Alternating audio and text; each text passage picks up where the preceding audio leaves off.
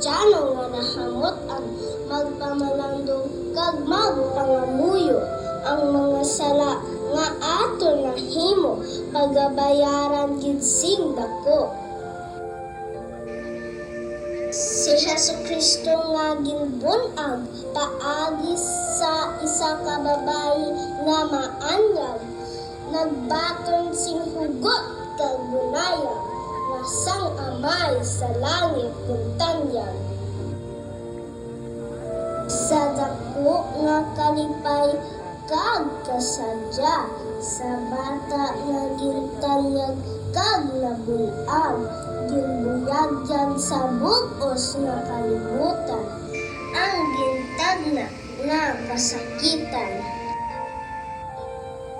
Si Jesus nagkabuhi sa kadam-an, nagkabuhi sa madamo nga katingalahan, milagro nga dili maisip sa katawhan nga naun-an sang kasalanan.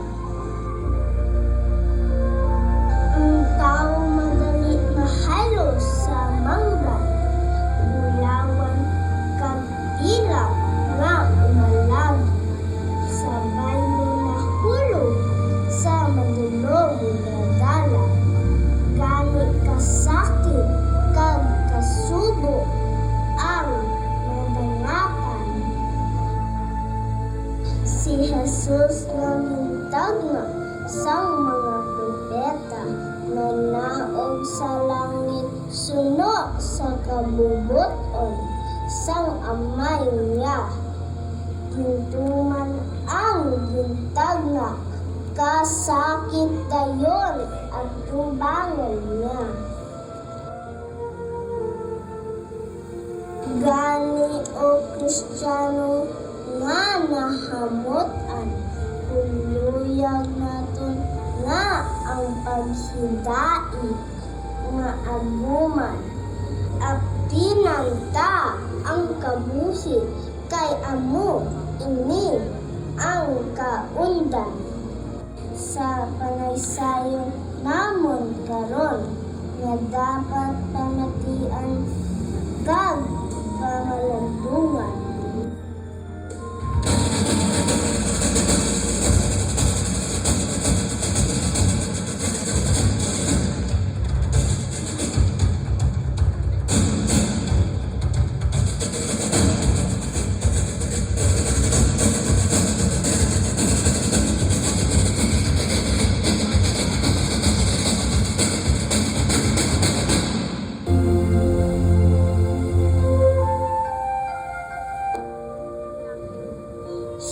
Aga sa adlaw, nagsinapol ang mga pangulo, mga pari, kag mga soldado.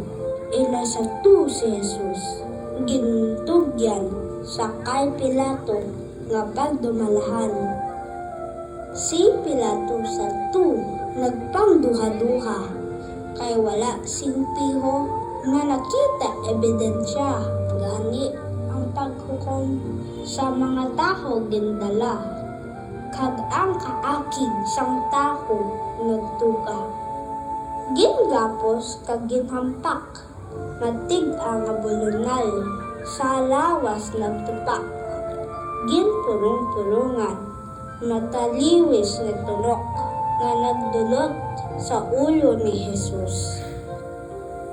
Subong sang hagod ka kordero, iya ginbaton ang magbug-at ni krus.